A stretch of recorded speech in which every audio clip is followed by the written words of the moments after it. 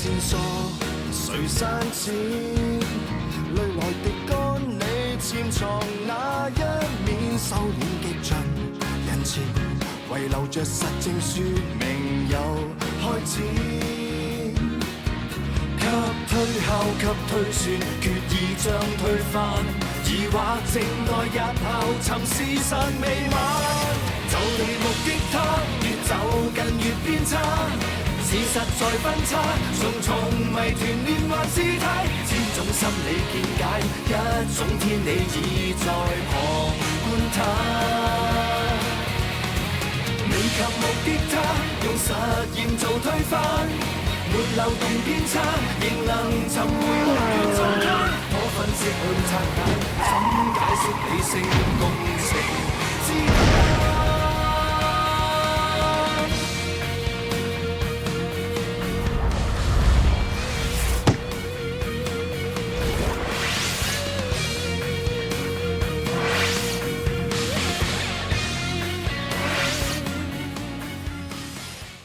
ចរិតអូនគឺប្រយ័ត្នគ្រប់ជំហានហើយគ្រប់រឿងកុំគិតទៅពីចាញ់ឈ្នះហួសហេតុពេកនៅលើលោកនេះអត់មាននរណាម្នាក់ឈ្នះរហូតនោះទេតែខ្ញុំដឹងថាគ្មាននរណាចង់ចាញ់ឬបងចាញ់អ្នកណាចង់ដាក់ថ្នាំនោះបន្តែនឹងដឹងពីមូលហេតុបាននេះថាគេស្លាប់ដើម្បីប្រឆាំងជាមួយនឹងកំមុំតូចភ្នែកទឹមមួយទៀតប្រហែលជាលោកគ្រូគង់មីងហេតុអីកំមុំតូចភ្នែកទឹមស្ដាប់បង្គាប់គង់មីងមនុស្សល្ងងហ្នឹងគេត្រូវបំពេញភារកិច្ចទាំងអស់ឲ្យរួចទើបបានសប្បាយចិត្តទើបឈប់បានមានរោគសញ្ញាជំងឺអូទីស្ទិកអ្នកណាចង់សម្លាប់គេទៅចេញទៅប៉ូលីសដាក់កាំបិតចុះចេញទៅដាក់កាំបិតចុះទៅគេមិនទាន់ស្លាប់ទេ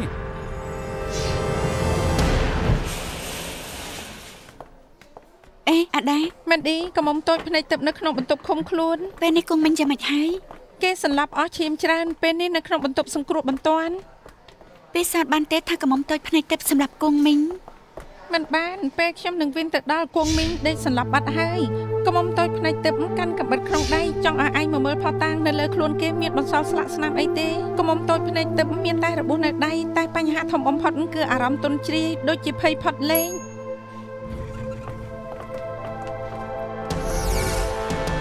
ម៉ាដាមដឹកតើចំ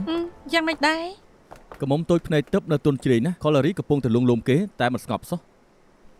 អេស្ងប់ចិត្តស្ងប់ចិត្តទៅស្ងប់ចិត្តសិនចេញទៅគ្រប់គ្នាកុំធ្វើឲ្យគេខ្លាចចេញសិនទៅជួយមើលគេផងណាស្ងប់ចិត្តអ្នកនាងស្ងប់ចិត្តខ្ញុំធ្លាប់លបមើលកំមុំតូចភ្នែកទឹកម្ដងឃើញថាការសម្ដែងចេញរបស់គេដូចជាអ្នកជំងឺអូទីស្ទិកទេពេលហ្នឹងខ្ញុំឃើញថាគេសាងច្បាប់ទម្លាប់ហើយគិតនឹងធ្វើដដែលជាច្រើនសារពេលមើលឲ្យច្បាស់គេមិនដែលប្រសពភ្នែកជាមួយអ្នកណាទេគ្មានការប្រស្រ័យតាក់ទងផ្នែកអារម្មណ៍ធម្មតាចិត្តយកការដាក់ទៅជាដូចផ្ដាច់សម្លេងពីខាងក្រៅហើយលាក់ខ្លួនឯងបូករួមជាមួយចរិតគេដែលច្រឡោតប្រឆាំងជាមួយអ្នកដែលមិនស្គាល់ឬក៏បរិស្ថានដែលមិនទម្លាប់ដូចជា OC stick ណាអញ្ចឹងពួកយើងធ្វើអីបានខ្លះខ្ញុំណែនាំឲ្យមន្ទីរពេទ្យរកពេទ្យចិត្តវិទ្យាមកជួយគេមិនអញ្ចឹងគេមិនត្រឹមតែមិនឲ្យសំណុំរឿងម្យ៉ាងទៀតកាន់តែសាងភាពភ័យខ្លាចឲ្យគេ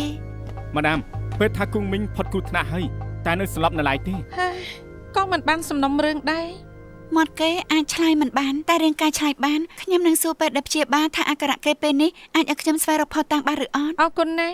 ម៉ាដាមទុកខ្ញុំជួយខាងឲ្យគេចុះណាអរគុណ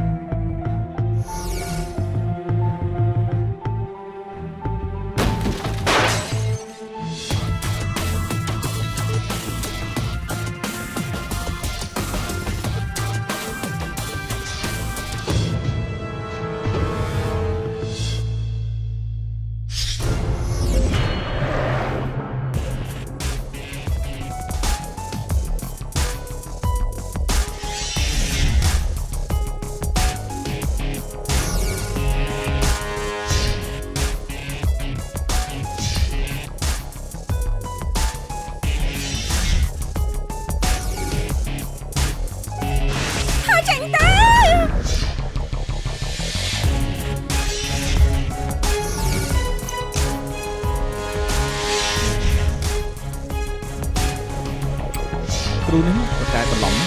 នៅផ្ទះដាំរបស់មង្គលច្រើនបែបហ្នឹងខាងក្រៅមើលទៅស្រស់ស្អាតតាមពិតទៅជាមនុស្សគំនិតអាក្រក់ខ្ញុំមិនដឹងថាអ្វីគឺស្រស់ស្អាតតែខ្ញុំដឹងថាដើមឫស្សីរុក្ខជាតិដែលសាហាវមួយប្រភេទសាហាវយ៉ាងម៉េចទៅលក្ខណៈរបស់ដើមឫស្សីនឹងស្រូបយកជីវជាតិពីដីនៅជុំវិញធ្វើឲ្យរុក្ខជាតិផ្សេងគ្មានជីវជាតិអាហារគ្រប់គ្រាន់និងធំធាត់ភាគច្រើនឫស្សីអត់មានតែមួយដើមពីរទេដែលយើងឃើញគឺវាដុះជាគុំនៅមិនសាហាវទៀតទេពួកឯងនេះចូលចិត្តគិតថាឫស្សីជារុក្ខជាតិមង្គលគឺខុសហើយនាងថាស្អីពួកឯងចិននាងក៏សក់ខ្មៅស្បែកលឿងដែរតើវ៉ាន់មិនចាំបាច់និយាយបារាំងទេខ្ញុំដឹងថានាងរៀនរុក្ខសាស្ត្រស្គាល់លក្ខណៈរុក្ខជាតិតែនាងគួរតែយល់ពីវប្បធម៌ចិនយើងផងដែរទៅហេតុអីជនជាតិចិនចូលចិត្តដាំឫស្សីព្រោះដើមឫស្សីមានប្រហោងសំដៅលើការដាក់ខ្លួនសុភាពហើយដើមឫស្សីវាត្រង់សំដៅលើភាពស្មោះត្រង់ដូច្នេះទើបជនជាតិចិនហៅថាជារុក្ខជាតិមង្គលពេលនេះយល់ហើយហ្នឹងអរគុណណាស់អូនិយាយគ្នាសប្បាយណាស់បញ្ជាក់ថាការងារទៅមុខហើយស្អែកមានរបាយការណ៍ឡើងហើយបំណែកចាននេះឃើញនៅកន្លែងកើតហេតុវាជាចានសម្រាប់ដាក់ផ្លែឈើឈាមនៅលើម្បែងចានជារបស់វ៉ាងជេមីនឬក៏មុំទូចភ្នែកទៅរបួសរបស់វ៉ាងជេមីនពិសាទឃើញថាមកពីអាវុធមុតស្រួចប្រវែងនៃរបួសត្រូវនឹងអំបែងចាននេះយើងសន្និដ្ឋានថាពេលនឹងវ៉ាងជេមីនត្រូវគេច្រានដួលទៅលើដីរួចហើយត្រូវមុតអំបែងចានចំណែកគង់មីងដែលរបួសជាទម្ងន់ពួកយើងរកឃើញថាមានរបួសពីកំបិតមុតស្រួច6កន្លែងនៅលើខ្លួនស្នាមរបួសទាំងអស់លើដៃសុទ្ធតែមកពីការការពារខ្លួនដៃស្ដាំ3របួសដៃឆ្វេង2របួសដៃជ្រៅបំផុតទំហំរបួសវែងជាង8นิ้វសន្និដ្ឋានថាពេលហ្នឹងគេត្រូវវាលោកតនហន់ទើបគេយកដៃទៅរងនឹងអាវុធវាធ្វើឲ្យលោកគង់មីង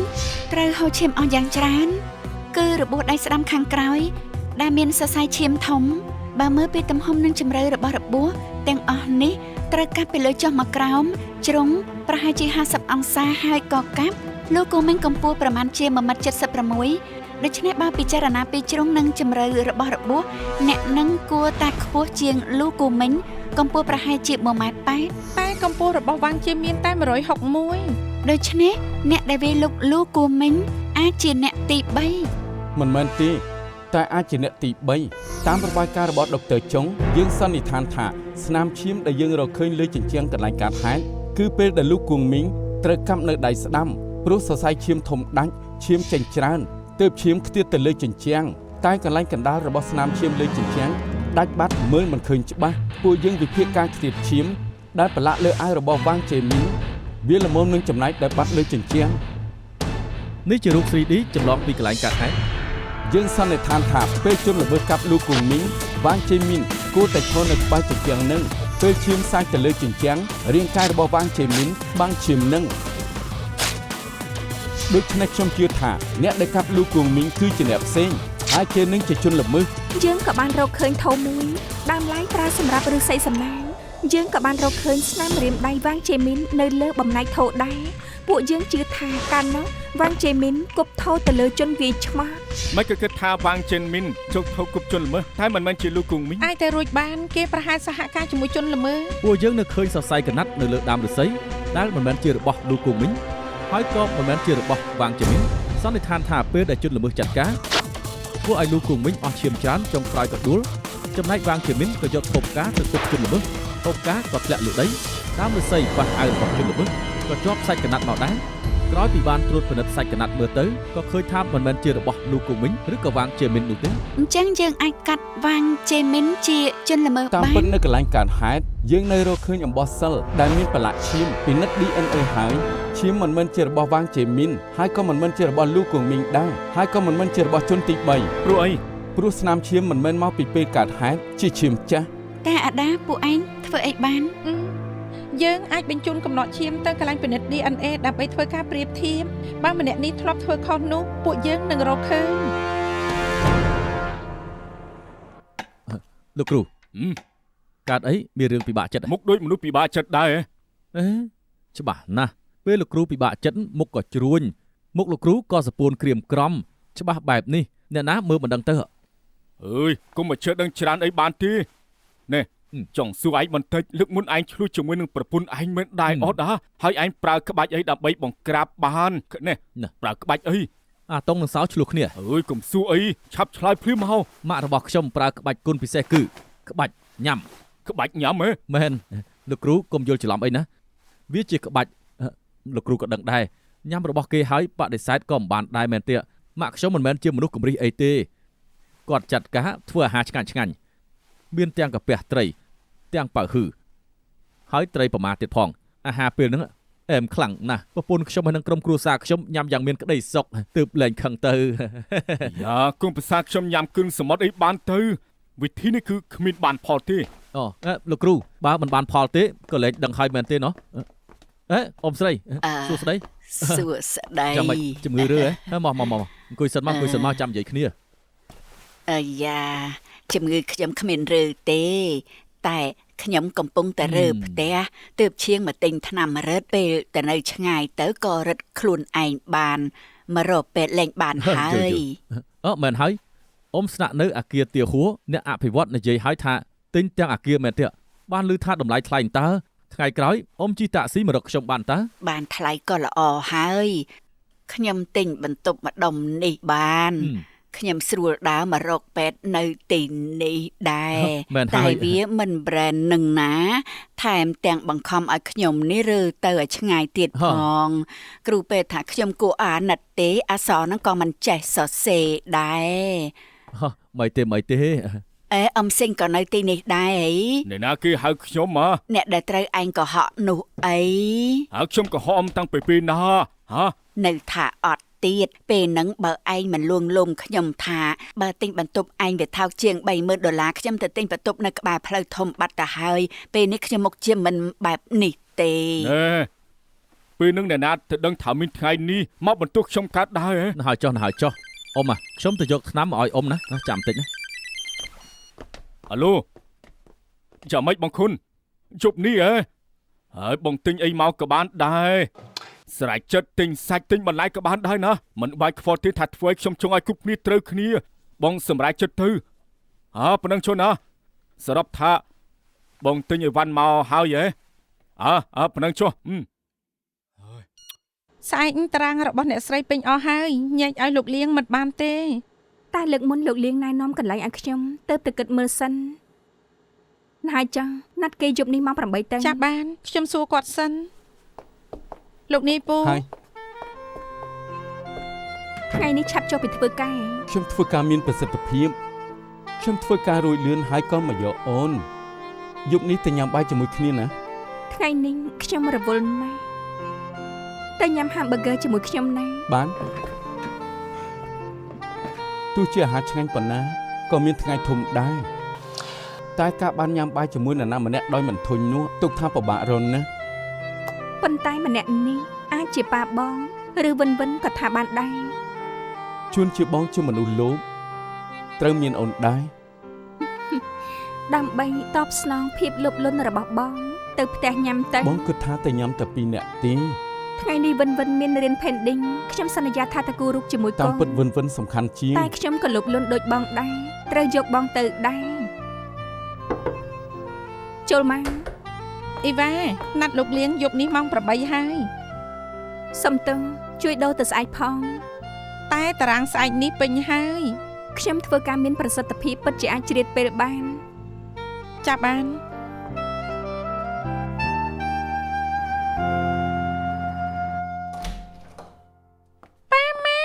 វិន យ៉ាងម៉េច សួស្តី កូនធ្វើកិច្ចការផ្ទះហើយនៅនឹង រួចហើយ យ៉ាហើយនេះពួកឯងមកវិញហើយហើយថ្ងៃនេះមកហូបពេញហើយតែត្រូវចាំមួយផ្លេតណា បងយន្តអត់ធ្វើម្ហូបមុនទៅវិញទេ គេមានការបន្តិ ខ្ញុំ ច មិនល្អថាអត់មកវិញត្រូវធ្វើឲ្យប៉ាលំបាក អូពេលបានលឺថាឯងមកវិញជាមួយនឹងអ៊ីវ៉ាណាគឺចង់ជួបលៀងតែម្ដងហើយ ជប់លៀងពិតមែន កូននេះគិតតែពីលេង ហើយចាំមួយផ្លេតមានប៉ៅហឺនិងកាពះត្រីដែរណាគឺល្អជាងជួបលៀងជើងមាន់របស់ចៅទៅទៀត អូនចូលចិត្តញ៉ាំជើងមាន់បំផុត ដឹងហើយណែកូនមានអីឲ្យម៉ាក់មើលមែនទេ មែនហើយថ្ងៃនេះអូនផាត់ពាត់ទឹកតោះទៅមើលទៅ បានតោះទៅ ទីមើលអូនគូអី កា មិនមែន មើលវិធីសិនទៅចាំមួយផ្លេតបានទេហ៎ អេប៉ាមិនក៏សុកធ្វើប៉ៅហឺហើយនឹងកាពះត្រីអញ្ចឹង គឺងាយណាស់ឥឡូវនេះគឺមានរបស់ឆ្អិនស្រាប់គ្រាន់តែទិញចូលមកកម្ដៅទៅគឺបានហើយឬថែងទទួលគេមកមិនដឹងថាឯងបានត្រៀមអ្វីខ្លះទេទើបបានជាយើងធ្វើអាហារច្រើន ពេលនេះអស់អីហើយ ប្រកាសដែលសំខាន់គឺឯងមានសមត្ថភាពភ្លុកហើយក៏បានលួងអ៊ីវ៉ា ប៉ាខ្ញុំទៅជួយ ប៉ាមើលរូបដែលអូនគូមក អើយឯងឆាប់ទៅពេលរួចចាំប៉ាហៅមកណា អរគុណប៉ាទៅហើយយ៉ាងម៉េចគូរូបអីទៅ តែមើលទៅនឹងដឹងហើយ ចូលមក លោកនាយពូ បងប៉ាវ មានរបស់យកមកឲ្យ អូហូទៅមកកៅទៅប្រហែលថ្ងៃមានរបស់ផ្ញើណោះ អើយយ៉ាងម៉េចក៏ឆ្លងសមុទ្រទៅស៊ីកាមិនប្រហែលនោះទេរបស់តិចតួចតើ អញ្ចឹងអរគុណល្អណាស់ដែលកូនប្រុសព្រមទៅជាមួយខ្ញុំថាមានក្តីសុខវាស័ក្តិសមហើយកុំថាខ្ញុំអួតកូនប្រុសខ្លួនឯងអីតែកូនខ្ញុំល្អពិតមែនគេរៀនពេទ្យមេរៀនក៏ច្រើននៅលះបង់ពេលវេលាមកនៅជាមួយប៉ាទៀតលោកពូ អញ្ជើញ បងលំអៀងឯងហៅអ្នកណាថាបងលំអៀងខ្ញុំហៅបងនឹងឯងខាងក្រៅមនុស្សមិនតិចទេបងទិញតែមួយប្រអប់លោកនេះម្នាក់ឯងឲ្យពីរប្រអប់លំអៀងបែបនេះហៅថាបងលំអៀងទើបត្រូវចិត្តតលាបន្តិចទៅបន្តិចទៀតឯងអង្គុយលើកៅអីលោកនាយពូខ្ញុំទិញឲ្យ4ប្រអប់ខ្ញុំចាំសម្ដីបងទុងបងក៏ប្រញាប់ចូលនិវត្តន៍ យ៉ាងម៉េចបានផលអីខ្លះ បាទនេះខ្ញុំយកឈាមនៅអំបោះសិលទៅពិនិត្យ DNA រួចហើយគ្មានឃើញកំណត់ត្រាគំរូ DNA នេះនៅក្នុងសំណុំរឿងប៉ូលីសនោះទេ បញ្ជាក់ថាម្នាក់នេះមិនដែលធ្វើខុស ដូចធ្លាប់ឃើញបែបនេះនៅឯណាពេលណាទៅនោះធ្លាប់ឃើញនៅឯណាកំពុងតែគិតអូលើកមុននៅពិធីទទួលសិលមានស្រីម្នាក់លាបថ្នាំសម្រាប់កណ្ដុរសម្រាប់ខ្លួនឯងមែនទេឈ្មោះស្រីហ្នឹងគឺ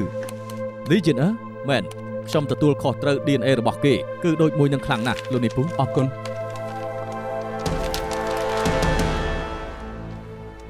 DNA ពីរឈុតនេះមានក្រូម៉ូសូម22គូដូចគ្នាបញ្ជាក់ថាពាក់ព័ន្ធខាងខ្សែឈាម ទាំងក្រូម៉ូសូមគូចុងក្រោយគឺ XXX បញ្ជាក់ថាគេជាម្ដាយកូននឹងគ្នា អ្នកដែលជាម្ដាយទៅទទួលសិលពីលោកគ្រូគួងមីងហើយក៏សម្លាប់ខ្លួនចំណែកកូនស្រីទៅសំណាក់លោកគ្រូគួងមីងហើយក៏ចោលរបស់សិលនៅទីនោះតាមការសរុបរបស់ពួកយើងលីជាសម្លាប់ខ្លួនដើម្បីផ្ចាញ់លោកគ្រូគួងមីងកូនស្រីទៅសម្លាប់លោកគ្រូគួងមីងឬក៏សងសឹកឲ្យម្ដាយនឹងទៅលោកនាយពូយល់យ៉ាងម៉េចដែរទៅ អាចទៅរួចច្រើនយ៉ាងតែដំបូងត្រូវរកកូនស្រីលីជាឲ្យឃើញតាមម្ដងលឹងមក គេជាលោកស្រីឈិន គាត់មានកូនស្រីអត់ ចាមីនឈ្មោះឈិនបៃជឺគេជាមនុស្សស្អាតណាស់ហើយកតញ្ញូខ្លាំងផង មានដឹងថាឈិនបៃជឺនៅឯណាទេ ជាងជឺអាង ផ្នែកណានៃជាងជឺអាវ ប៉ាឆាជាងជឺអាងហើយ 3 ឆ្នាំមុននាងសម្លាប់ខ្លួនពេលនិយាយពីពីអ្នកម៉ែកូននាងអាណិតណាស់ខ្ញុំជាអ្នកចិត្តខាងគេមកជាង10ឆ្នាំឃើញបៃជឺធំធាត់មនុស្សចាស់ត្រូវជូនដំណើរក្មេងលោកស្រីឈិនជាម្ដាយចិញ្ចឹមកូនតែម្នាក់ឯងប៉ះពាល់ដល់គេបណ្ណាតឹងច្រើនឆ្នាំនេះគ្មានក្តីសុខទេហើយនៅកើតជំងឺមហារីកទៀតទ្រាំមិនបានក៏គិតខ្លីសម្លាប់ខ្លួនពិតជាគួរអាណិតណាស់ ចុះដឹងទេហេតុអីឈិនបៃជឺសម្លាប់ខ្លួន ថ្នាក់លោកស្រីឈិនក៏មិនដឹងហើយតើអ្នកណាទៅដឹង លោកស្រីឈិនមានសាច់ញាតិឬមួយក៏មានក្រុមគ្រួសារទៀត ក្រុមគ្រួសារគេស្លាប់អស់ហើយតាមពិតទៅអ្នកដែលគូអាណិតជាគូដណ្ដឹងរបស់បៃជឺ គូដណ្ដឹង ពួកគេពីរនាក់ចិត្តរៀបការហើយធៀបក៏ចែកហើយដែរសុកបៃជឺក៏សម្លាប់ខ្លួនមង្គលការខ្លាចជាបុណ្យសពនឹកដល់រឿងនេះនៅអាណិតដល់ឡើយទេ របស់នៅផ្ទះលោកស្រីឈិនចូលមកចិត្តអស់ហើយសង្ឃឹមថាមានដំរីចុះណា ម៉ាដាម ពួកឯងបានដំណឹងពីខាងនឹងទេ យើងសួរមិត្តភ័ក្តិជាវលិដែលទទួលករណីស្លាប់របស់ឈិនប៉ៃជឺគេនិយាយថាកាលពី3ឆ្នាំមុនឈិនប៉ៃជឺលួចពលិអគារគ្មានសម្បត្តិលាស្លាប់រកមូលហេតុនៃការស្លាប់មិនឃើញពេលហ្នឹងក៏ចាត់ការដូចជាករណីការសម្លាប់ខ្លួនទូទៅគេថាគេនៅចាំច្បាស់ពេលហ្នឹងចៅយ៉ុងឈៀនគូដណ្ដឹងរបស់ឈិនប៉ៃជឺនាំលោកស្រីឈិនទៅមើលសាកសពថែមទាំងយំខ្លាំងទៀតផង តាមផតាំងនៅពេលហ្នឹងចៅយ៉ុងឈៀនទុកលេខទូរស័ព្ទឲ្យពួកគេទៅហើយតែមិនចូលទៅរកតាមអាសយដ្ឋានក៏រកមិនឃើញសួរអ្នកម្ដុំហ្នឹងថាបាត់ជាង1ខែហើយ នៅសុកមនុស្សក៏បាត់ចៅយ៉ុងឈៀនគួរសង្ស័យណាស់ ម៉ែក្មេកមានគម្រោងការកូនប្រសាចេញមុខជំនួងក៏មិនចម្លែកដែរ ខ្ញុំឆៃមើលហើយចៅយ៉ុងឈៀនអត់មានចេញពីហុងកុងលើកលែងតែចេញដោយខុសច្បាប់ ទោះជានៅហុងកុងពេលខ្លីក៏ពិបាកតាមរកគេដែរ ផតាំងមិនគ្រប់ចេញដោយការចាប់ខ្លួនគេក៏មិនបាន ហើយរកគេយ៉ាងម៉េចឃើញទៅ រូបថតអស់នេះអាចមានតម្រុយថ្មី គ្រប់គ្នាមើលរូបថតនេះទៅតាំងពីឆ្នាំ2007ដល់ឆ្នាំ2010នៅថ្ងៃទី28ខែកុម្ភៈដូចគ្នាណា នេះជាថ្ងៃគម្រប់ខួបឬថ្ងៃខួបកំណត់អ្នកណាម្នាក់ មើលតាមទិដ្ឋភាពនៅក្នុងរូបគួរតែជាកន្លែងតែមួយ ទៅកន្លែងតែមួយដល់ទៅ4ឆ្នាំនៅកន្លែងនឹងមានន័យចំពោះពួកគេណា ម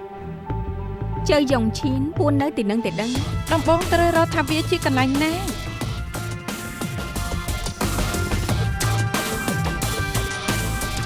មើលពីក្រោយរូបថតនេះមានចំណុចច្រើនយ៉ាងអាចសាកវិភាគមើលទៅជួនកាលអាចលកតំបន់កន្លែងបាន ចុងក្រោយជាភ្នំកម្ពស់ប្រហែលគ្នាខ្ញុំប្រៀបធៀបជើងភ្នំនៅហុងកុងមើលខាងក្រោយជាជើងភ្នំម៉ាអានកន្លែងថតរូបគួរតែជាភ្នំលីវយ៉ា បងប៉ាច្បាស់ហើយហ៎ ខ្ញុំធ្លាប់រៀនភូមិសាស្ត្រមិនមែនទេគ្រូមធ្យមធ្លាប់និយាយពីភ្នំលីវយ៉ាជាកំពូលភ្នំរងពីម៉ាអាននៅខាងជើងភ្នំម៉ាអានភ្នំទាំងពីរបែរមុខរកគ្នាមានលក្ខណៈដូចកែបផ្សេងបងប៉ៅគ្រាន់តែមើលកំពូលភ្នំបងមើលដឹងហើយមែនទេតាមពិតខ្ញុំមិនមើលកំពូលភ្នំទេខ្ញុំចាំរុក្ខជាតិនេះបានហើយនឹងមេអំបៅនេះ Ken ពង្រីកឲ្យធំតិចទៅបាន អេវាជាប្រភេទមួយនៃដើមឫស្សី នាងរៀនរុក្ខសាស្ត្រគួរតែស្គាល់ ខ្ញុំមិនស្គាល់ទេពូជមានច្រើនណាស់ជាពិសេសពូជដែលមានតាមតំបន់ទោះជាអ្នកជំនាញក៏ប្រហែលជាមិនស្គាល់ វាជាប្រភេទឫស្សី Indo-Calama ចំណែកមេអំបៅជាពូជ Hanok បងប៉ាងរៀនរុក្ខសាស្ត្រដែរ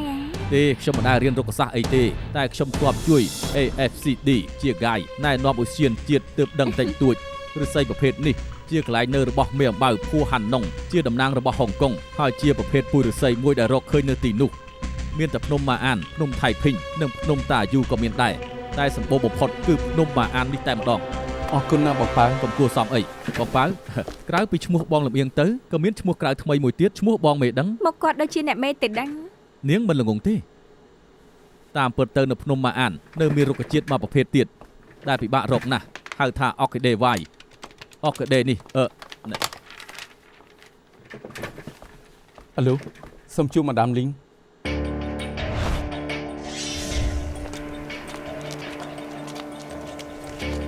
មកខាងមុខដូចជាធ្លាប់ឃើញ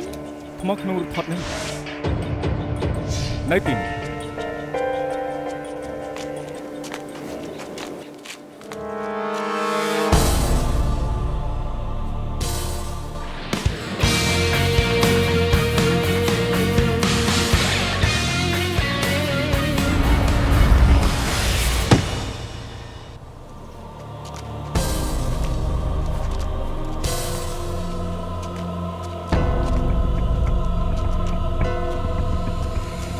Vui chương chư của mình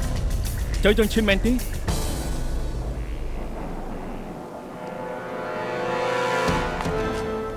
ខ្ញុំលេងជៀនអឺនអ្នកពិនិត្យការងារក្តីយើងសង្ស័យថាលោកមានពាក់ព័ន្ធនឹងក្តីឃាតកម្មអញ្ជើញលោកទៅផ្ដោតចម្លើយផងចៅយ៉ងឈៀនថ្ងៃ8កុម្ភៈឆ្នាំនេះលោកទៅផ្ទះមួយនៅភូមិយួនឡាងព្យាយាមសម្លាប់លួចជនគួងឬលោកគ្រូគួងមីងមែនទេមែន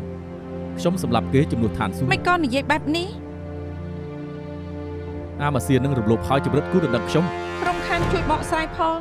បាយជឺជាគូដណ្ដឹកខ្ញុំស្រឡាញ់គេណាស់ចំណែកម៉ែក្មេកខ្ញុំក៏គោរពដូចម្ដាយបង្កើត3ឆ្នាំមុន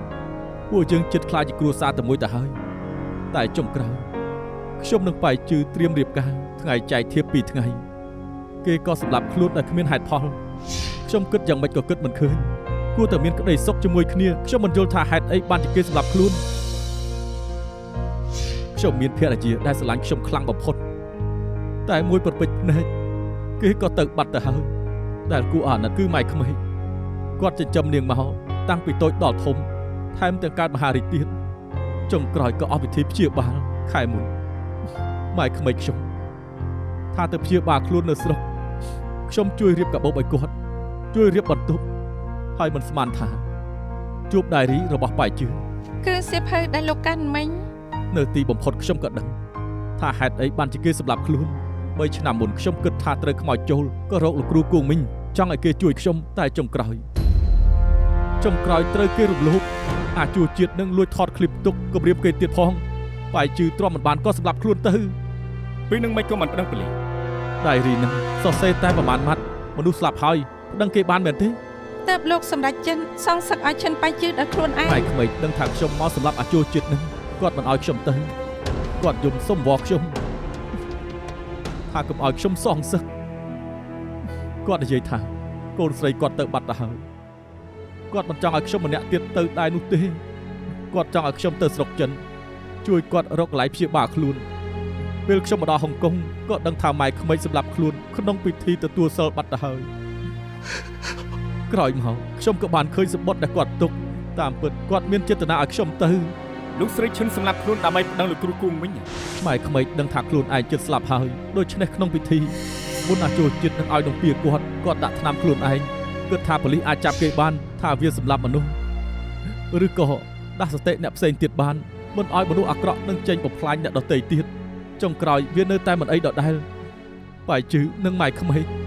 ស្លាប់ទាំងបែបនេះទើបខ្ញុំសម្រេចចិត្តសម្លាប់អដេរឆាននឹងសងសឹកឲ្យពីអ្នកម៉ែកូនពួកយើងបាត់ហើយចាំស្អែកចាំមកចាំស្អែកមិនបានទេ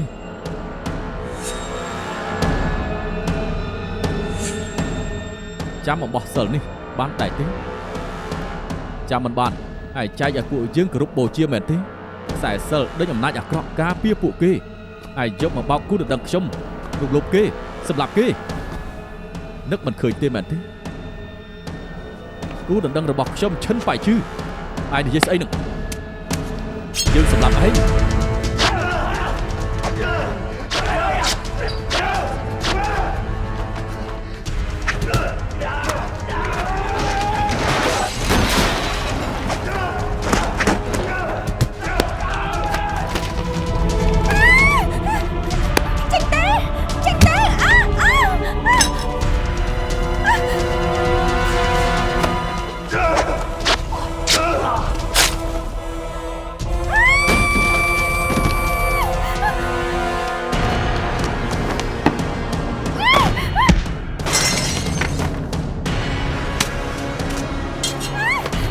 ថាកមុំតូចគ្នាទើបបរិសុទ្ធខ្ញុំឃើញមនុស្សអាក្រក់កងាប់ហើយបាយជឺនឹងម៉ែក្មេកខ្ញុំគួរតែសប្បាយចិត្តខ្ញុំក៏រត់ទៅមិនបាច់សួរទេខ្ញុំសារភាពខ្ញុំសម្លាប់លោកគ្រូគង់មីង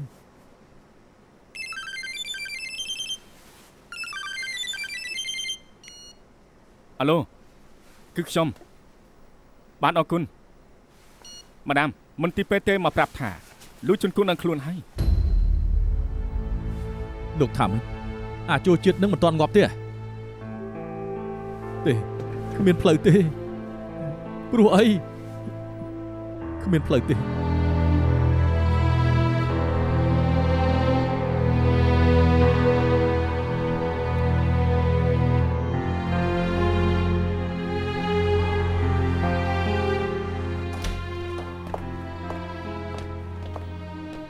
ម៉ាដាមលោកប៉ូលីសអរគុណណាស់ដែលបានជួយចាប់អាឆ្កែឈួតដែលព្យាយាមសម្លាប់ខ្ញុំនោះខ្ញុំបាននិយាយថាធ្វើល្អបានល្អធ្វើអាក្រក់បានអាក្រក់មិនយូរមិនឆាប់កម្មនឹងតាមស្នងលើកនេះដែលខ្ញុំរស់បានមកពីធ្វើអំពើល្អច្រើនរំលោភឲ្យគំរាមមនុស្សស្រីហើយថាធ្វើល្អដែរលោកប៉ូលីសលោកមិនថាខ្ញុំទេមែនទេខ្ញុំប្តឹងបានណាមិនមែនពួកយើងអ្នកនិយាយទេតែអ្នកស្រីផាន់ដែលជួយលោកប្រាប់រឿងដែលលោកធ្វើអាក្រក់អស់ហើយចឹងយងឈាននិយាយថាលោករំលោភគូដណ្ដឹងគេឈិនបាយជឺហើយដៃឬឈិនបាយជឺសរសេរថាលោកមិនត្រឹមតែរំលោភទេនៅថតឃ្លីបគំរាមទៀតលោកប៉ូលីសដៃរីក៏អាចជាផោះតាងបានដែរ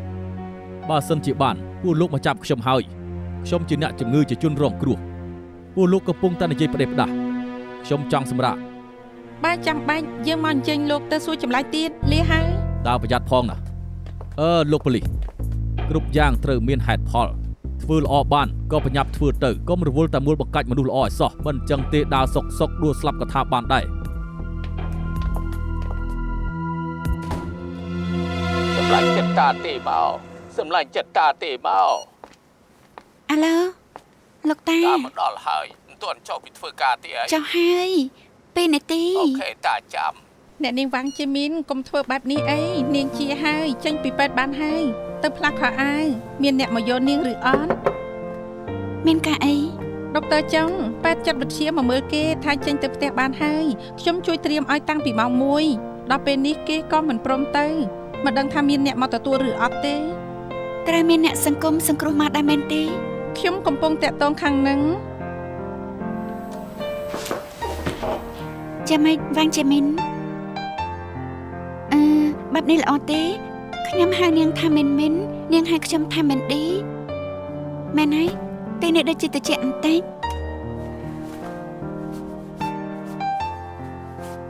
មកចូល យកអាវខ្ញុំដណ្ដប់លេរងាហើយណាកុំខ្លាចអស់អីហើយពេលនេះខ្ញុំជួយនាងរៀបចំអីវ៉ាន់ទៅផ្ទះតើល្អដែរទេមិនទេចាស់លោកគ្រូត្រូវនៅដេកពេទ្យគាត់ថាឲ្យនាងទៅចាំនៅឯផ្ទះមិនទេ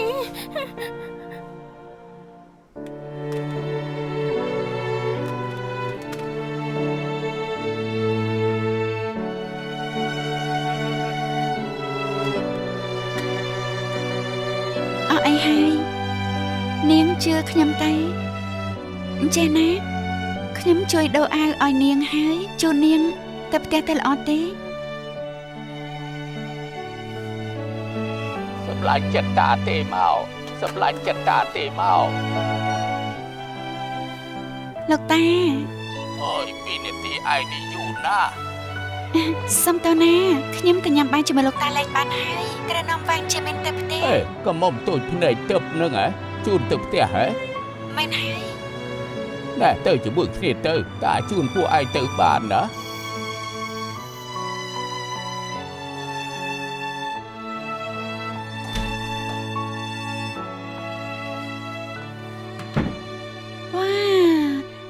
ពេលនេះយប់ណាស់ទៅហើយត្រូវដេកហើយណាមីនអញ្ចេះតែល្អទេនាងប្រាប់ខ្ញុំមកបន្ទប់នាងនៅណាខ្ញុំជួយយកកាបូបចូលទៅខ្ញុំមិនចង់ចូលទៅទេហេតុអីទៅក្នុងបន្ទប់មានខ្មោចខ្ញុំមិនចូលទេគួរចាប់អារម្មណ៍ណាស់ចូលទៅមើលទៅមីនលើលោកនេះគ្មានខ្មោចនោះទេកុំខ្លាចបើអញ្ចឹងខ្ញុំចូលទៅជាមួយខ្ញុំក៏ចូលទៅដែរតោះមក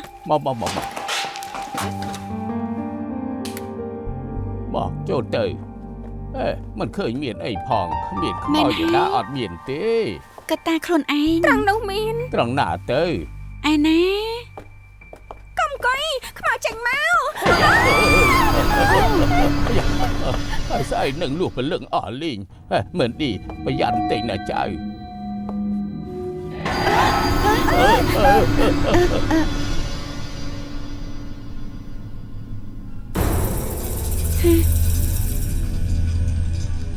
កញ្ចក់នេះមានបញ្ហាហើយ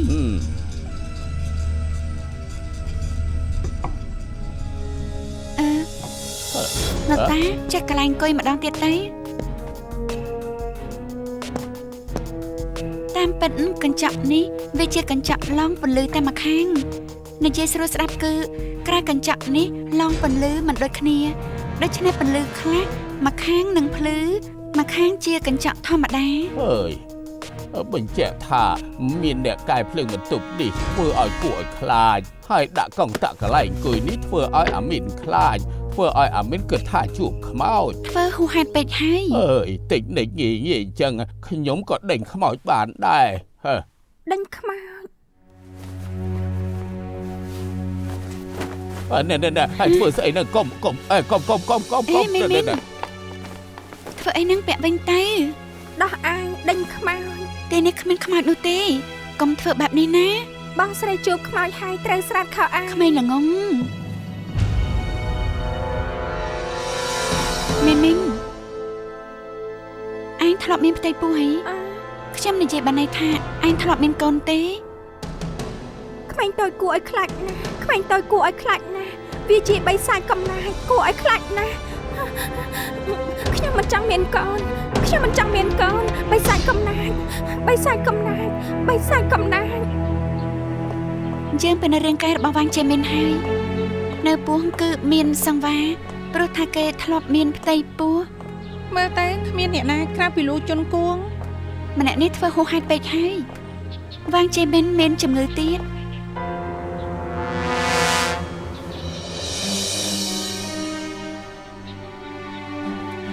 ម៉ាដាមមិនក៏មើលទៅដូចជាគ្មានវិញ្ញាណបែបហ្នឹងទំនេរណាស់ហ៎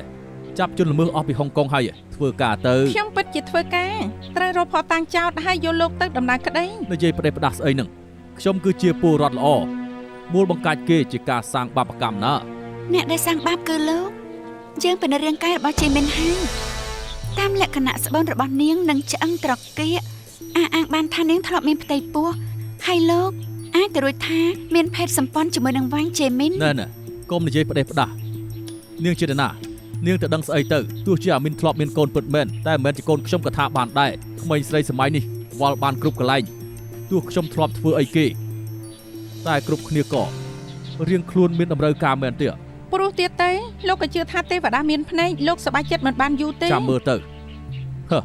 តាមពិតបើពួកនាងចង់ដឹងងាយសឹងស្លាប់ទៅសួរមន្ទីរពេទ្យទៅថាគេធ្លាប់សម្រាលកូនពេទ្យណារកមិនឃើញពួកនាងទៅសួរអាមីនទៅមិនអីទេ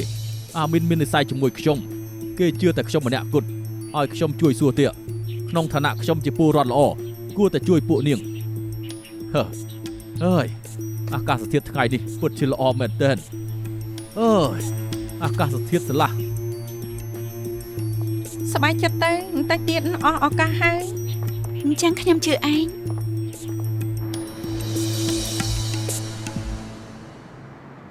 ខ្ញុំចង់ឲ្យមានខ្មោចពិតមែនខ្ញុំទៅនាំបែកជិះពីអ្នកម៉ែកូនមកច្បាច់ក៏អាមេសៀននឹងខ្ញុំជឿថាទេវតាមានភ្នែក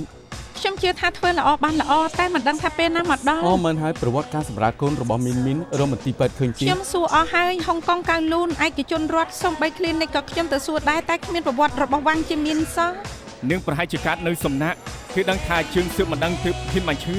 បើធ្លាប់សម្រាលមែនរត់ទៅរកឃើញហើយទៅពិនិត្យ DNA ទៅបញ្ហាទៅរត់ទៅរកណែណាលើកមុនពេលខ្ញុំនិយាយពីទេរកជេមីនក៏ខ្លាចឡើងញ័រខ្លួនដូច្នេះខ្ញុំក៏មិនសួរទៀតទេហើយសង្គមសង្គ្រោះមើលខុសត្រូវមែនទីពេលនេះអ្នកសង្គមសង្គ្រោះកំពុងតែរៀបចំរកផ្ទះឲ្យគេនៅស្អែកខ្ញុំនឹងឲ្យអាដាទៅជួយរៀបអីវ៉ាន់អញ្ចឹងល្អហើយអាអ្នកបោកប្រាស់នឹងពេលចេញពីមន្ទីរពេទ្យឲ្យនៅជាមួយគេទៀតមិនបានទីស្អែកនេះមានអ្នកសង្គមសង្គ្រោះមកយកឯងហើយខ្ញុំមិនចង់ទៅឯងត្រូវស្ដាប់បង្គាប់ណានៅទីនឹងល្អណាស់ម្យ៉ាងទៀតនៅចិត្តខ្ញុំទៀតខ្ញុំបានទៅលេងឯងញឹកញាប់មិនល្អទេអីញ៉ាំទៅ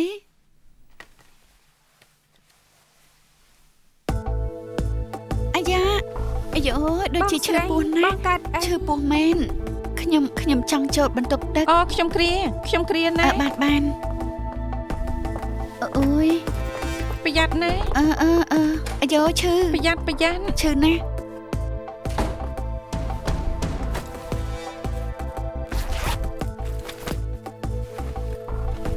ញ៉ាំទៅ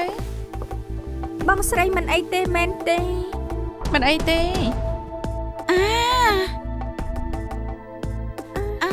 បងស្រីកាត់អីអូឈឺខ្ញុំមិនដឹងដែរ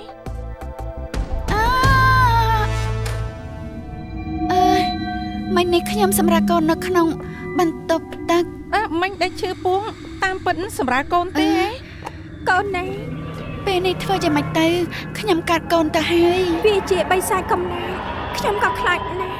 បងស្រីកុំខ្លាចពេលនេះធ្វើយ៉ាងម៉េចទៅខ្ញុំខ្លាចណាស់ធ្វើម៉េចខ្ញុំដឹងហើយលឿនទៅណាចាត់ការបិសាចយ៉ាងម៉េចទៅកប់គេទៅលើភ្នំកប់គេលឿនទៅកុំខ្លាចកប់គេហើយអស់អីហើយកប់គេហើយអស់អីហើយកប់គេទៅកុំខ្លាចកប់គេទៅកុំខ្លាចកប់គេទៅកុំខ្លាចត្រង់នេះហើយកប់ត្រង់នេះទៅកប់នៅត្រង់នេះហ៎មែនត្រង់នេះមានដុំថ្មមួយដុំខ្ញុំចាំដុំថ្មនេះបានកុំខ្លាចកប់គេទៅត្រង់នេះបងប្រាប់បិសាចបានដុំថ្មស័ក្តិសិទ្ធិបងប្រាប់បិសាចកប់ទៅមិនអីទេកុំខ្លាចត្រង់នេះមានក្របពូជដេញខ្មោចអីមែនហើយត្រង់នេះមានក្របពូជដេញខ្មោចកប់ទៅអស់អីហើយខ្ញុំជួយជីកណាក្របពូជដេញខ្មោចកប់គេទៅត្រង់នេះមានក្របពូជដេញខ្មោចកប់គេទៅត្រង់នេះមានក្របពូជដេញខ្មោចកប់ទៅមែនទេឈប់កាយទៅ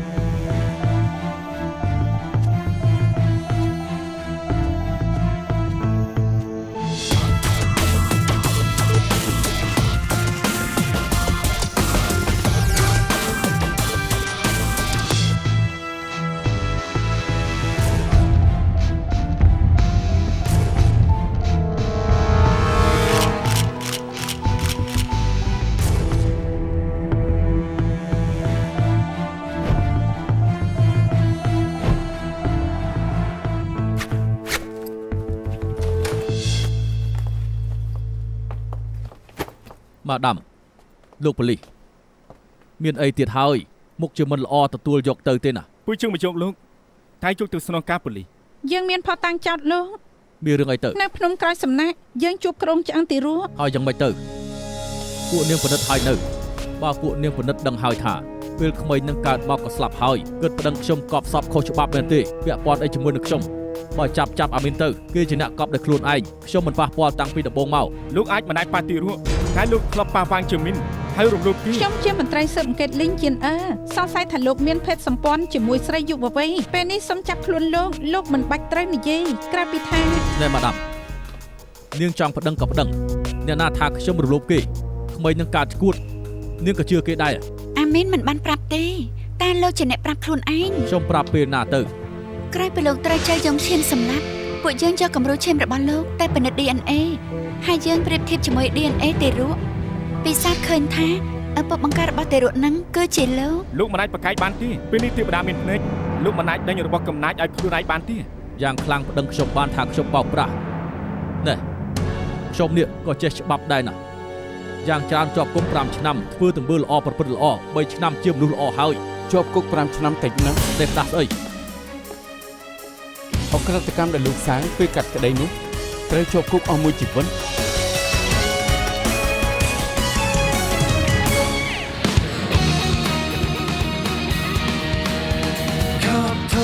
給推算，決意將推翻，疑惑靜待日後尋事實未晚，就地目擊他，越走近越變差，事實在分岔，重重謎團連環事態，千種心理見解，一種天理已在旁觀他。未及目擊他，用實驗做推翻。沒漏洞偏差，仍能尋回混亂狀態，可分析去拆解，怎解釋理性共情之間？